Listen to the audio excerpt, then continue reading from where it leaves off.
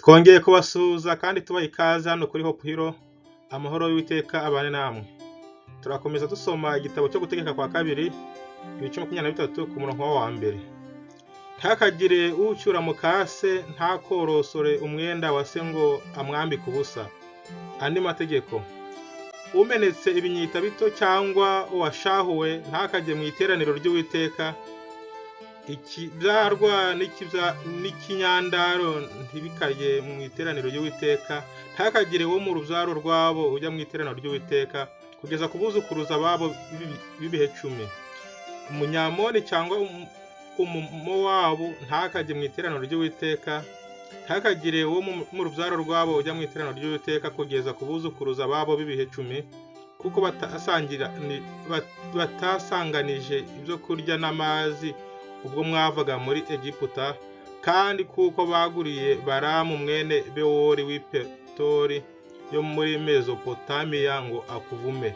Ariko Uwiteka Imana yawe yanga kumvira Balamu, ahubwo Uwiteka Imana yawe iguhindurira umuvumo kuba umugisha, kuko Uwiteka Imana yawe yagukundaga.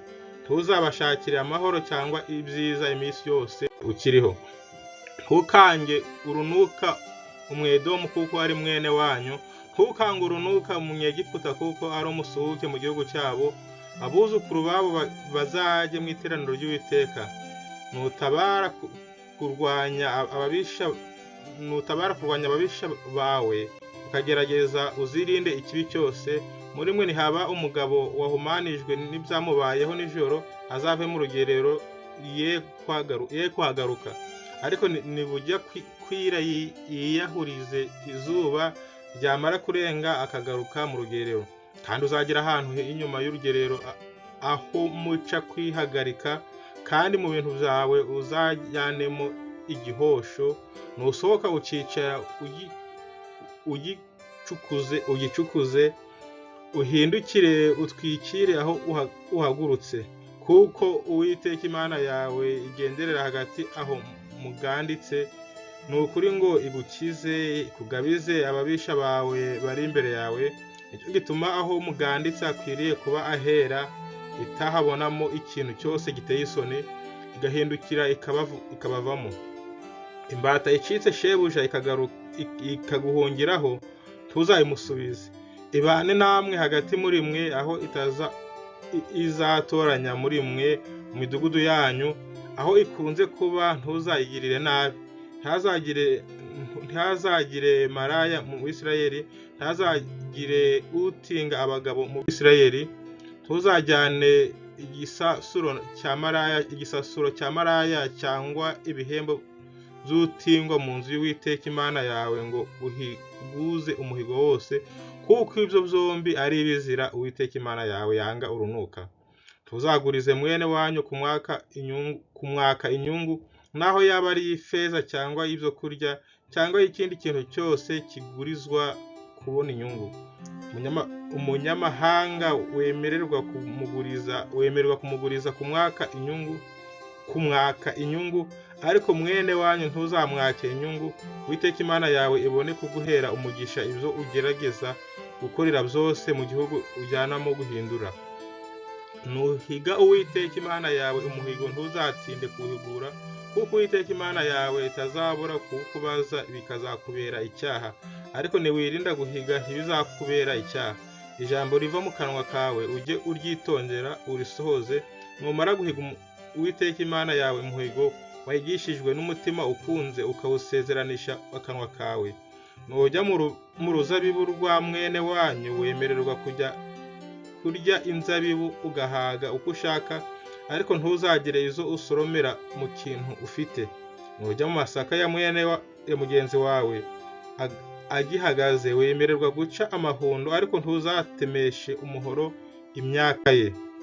Tugeze mu gutegeka kwa kabiri, ibice 24. Ku murongo wa mbere hari umutwe w'amagambo uvuga ngo amategeko yo kwahukana.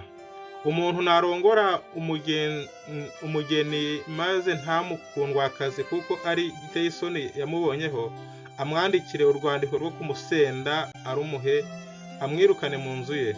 Namara kuva mu nzu ye, yemererwa kugenda agacyura n'undi, kandi umugabo wamucyuye namunyugwakaza akamwandikira urwandiko rwo kumusenda akarumuha akamwirukana mu nzu ye, cyangwa uwo mugabo wamucyuye napfa, umugabo we wa mbere wabanje kumwirukana ntazamucyure amaze kononekara, kuko ibyo byaba ikizira imbere y'Uwiteka, kandi ntuzashire icyaha ku gihugu Uwiteka Imana yawe iguhaho gakondo.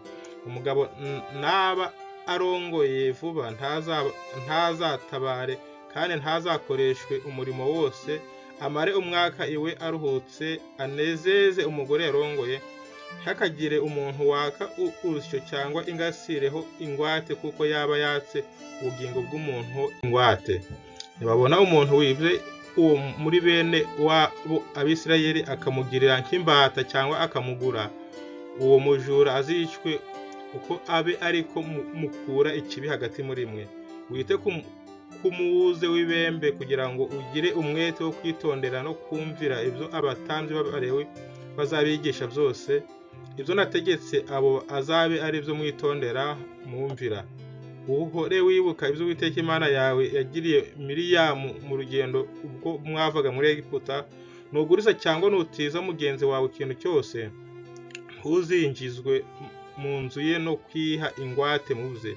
Uhagarare hanze uwo ugurize abe ari we usohokana ingwate ayiguhe, kandi niba ari umukene ntuzararane ingwate ye. Ntuzabure kuyimusubiza izuba nirirenga, kugira ngo aryame muri uwo mwambaro agusabira umugisha. Ibyo bizakubera gukiranuka imbere y'Uwiteka Imana yawe. Ntuzagirire nabi umukozi ukorera ibihembo by'umukene w'umworo, naho yaba uwo muri bene wanyu cyangwa uwo mu basuhuke b'abanyamahanga bari iwanyu mu gihugu cyanyu. Uzajye umuha ibihembo by'umunsi akoze, izuba ntirizarenge utarabimuha, kuko ari umukene akabihoza ku mutima abyifuza, adatakira Uwiteka akakurega bigakubera icyaha. Base b'abana ntibakicwe babahora abana babo, kandi abana ntibakicwe babahora base. Umuntu wese yicishwe n'icyo cyaha. Ntuzagoreke urubanza rw'umusuke w'umunyamahanga cyangwa urw'imfubyi, kandi umwambaro w'umupfakazi ntuzamumwakeho ingwate. Ahubwo ujye wibuka yuko wari umuretwa mu gihugu cya Egiputa, Uwiteka Imana yawe ikagucungura ikagukurayo. Nicyo gituma nkubaza kugenza gutyo. Nusarura umurima wawe ukibagirwa umuganda muri wo, ntuzasubireyo kuwenda. Uzabe umusuhuke w'umunyamahanga n'uw'imfubyi n'uw'umupfakazi, kugira ngo Uwiteka Imana yawe iguhere umugisha imirimo ukora yose. Nukubitira umwelayo wawe kugusha imbuto zawe, ntuzasubire kwakura amashami yawo ubwa kabiri. Izisigaye zizabe iz'umusuhuke w'umunyamahanga n'iz'imfubyi n'iz'umupfakazi. Nusoroma imbuto z'uruzabibu rwawe, ntuzasubiremo guhumba. Izisigaye zizabe iz'umusuhuke w'umunyamahanga n'iz'imfubyi n'iz'umupfakazi. Kandi ujye wibuka yuko wari umuretwa mu gihugu cya Egiputa, nicyo gitumye ngutegeka kugenza utyo. Tugeze mu gutegeka kwa kabiri, ibice 25. Hari umutwe w'amagambo uvuga ngo andi mategeko. Nihaba imburanya ku bantu bakajya kuburana bakabacira urubanza batsindishirije uwakiranutse, batsindishe uwakoze icyaha. Kandi niba uwo munyabyaha yakoze ibikwiriye kumukubitisha, umucamanza amurambike ategeke ko bamukubitira imbere ye inkoni zihwanye n'icyaha cye. Yemererwa kumukubita inkoni 40 ntazazirenze, kugira ngo mwene wanyu atakureba umunyagisuzuguriro. Nibarenza izo bamukubita inkoni nyinshi zizirenze. Ntugahambire umunwa w'inka ihonyora. Bavandimwe nibaba hamwe umwe agapfa adasize imfubyi y'umuhungu, umugore wapfuye ntazashingirwe ahandi hatari muri bene wabo w'umugabo we, ahubwo umugabo wabo amucyure amuhungure. Umuhungu azabanza kubyara azabe ari we uzungurira se wabo wapfuye, kugira ngo izina rye ritazimira mu Bisirayeli. Uwo mugabo nadakunda guhungura umugore wabo, uwo mugore ajye mu marembo y'umudugudu abwire abakuru ati, umugabo wacu yanze gucikura mwene se ntakunze kumpungura. Abakuru b'umudugudu wabo bamuhamagaze bamuhane, nadakurwa ku ijambo akavuga ati sinshaka kumuhungura, umugore wabo amwegerere imbere yabo bakuru amukwetura inkweto, amucire mu maso avuga ati uko abe ariko udacikura mwene so agirirwa. Izina rye rizahore rivugwa ritya mu Bisirayeli ngo inzu y'uwakwetuwe. Abagabo nibarwana umugore umwe akajya gukiza umugabo we umukubita agasingiriza ukuboko akamukama, uzamuce ikiganza ntuzamubabarire. Ntukagire mu isaho yawe ibyuma upimisha indatira imwe biciye ukubiri ikinini gito. Ntukagire mu nzu yawe ibyibo by'urugero rumwe biciye ukubiri ikinini gito, ahubwo icyuma gitunganye kingana rwose n'uko cyitwa aba ari cyo upimisha, ikibo gitunganye kingana rwose n'uko cyitwa aba ari cyo ugeresha, kugira ngo uramire mu gihugu Uwiteka Imana yawe iguha. Kuko abakora ibimeze nka bya bindi bose, abakora ibidatunganye bose, ari ikizira Uwiteka Imana yawe yanga urunuka. Ure wibuka ibyo abamaleki babagiriye mu rugendo ubwo mwavaga muri Egiputa, uko babasanganiraga mu rugendo bacika ibyuma byanyu, abatakaye inyuma bose n'abanyantege nke ubwo mwananirwaga mukaruha ntibatinye Imana. Icyo gituma Uwiteka Imana yawe nimara kuguriza ababisha bawe bose bakugose, ikaguha kuruhukira mu gihugu Uwiteka Imana yawe iguhaho gakondo ngo ugihindure, uzaba ukwiriye gukuraho rwose kwibuka kw'abamaleki ngo bibagirane bo muri iyo minsi, bo mu minsi y'ijuru bose, ntuzabyibagirwe. Tugeze mu Gutegeka kwa kabiri ibice 26. Ku murongo wa mbere hari umutwe w'amagambo uvuga ngo amategeko yo kuganura. Numara kugera mu gihugu Uwiteka Imana yawe iguhaho gakondo ukagihindura ukagituramo, uzende ku muganura w'ibyeze mu butaka byose, ibyo uzasarura mu gihugu Uwiteka Imana yawe iguha, ubishyire mu kibo ubijyane ahantu Uwiteka Imana yawe izaba yaratoranirije kuhashyira izina ryayo ngo rihabe. Usange umutambyi uzaba uriho muri icyo gihugu, umubwire uti uyu munsi neruriye Uwiteka Imana yawe yuko nageze mu gihugu Uwiteka yarahiriye ba sogokuruza ko izaduha. Uwo mutambyi akwakire cya kibo agitereke hasi imbere y'igicaniro cy'Uwiteka Imana yawe, nawe uvugire imbere y'Uwiteka Imana yawe uti sogokuruza yari umwaramu wari bugufi bwo gushyiraho, aramanuka ajya muri Egiputa, asukirayo ari impagu, yororokerayo aberayo ubwoko bukomeye bunini bw'umunyamaboko menshi.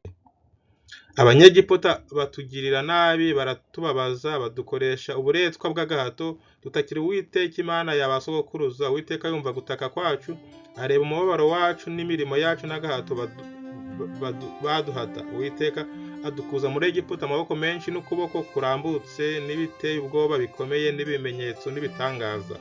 Atuzana aha hantu aduha iki gihugu, ari igihugu cy'amata n'ubuki. None dore nzanye umuganura w'ibyeze mu butaka, ibyo mpaye Uwiteka. Utekereze hasi imbere y'Uwiteka Imana yawe, wikubite imbere y'Uwiteka Imana yawe, wishimane n'umurewe n'umusuke n'umunyamahanga uri hagati muri mwe, mwishimire ibyiza byose Uwiteka Imana yawe yaguhanye n'inzu yawe. Numara kurobanura kimwe mu icumi cy'ibyo wejeje byose mu mwaka wa gatatu, ari wo mwaka wo kurobanura kimwe mu icumi cya byose, uzajya ubiha umurewe n'umusuke w'umunyamahanga n'imfuzi n'umupfakazi, kugira ngo barire iwanyu bahage.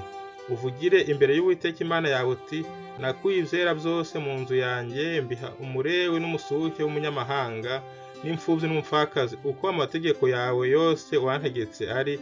Sinagize na rimwe ryo muri ayo mategeko yawe ncumura, kandi sinabyibagiwe.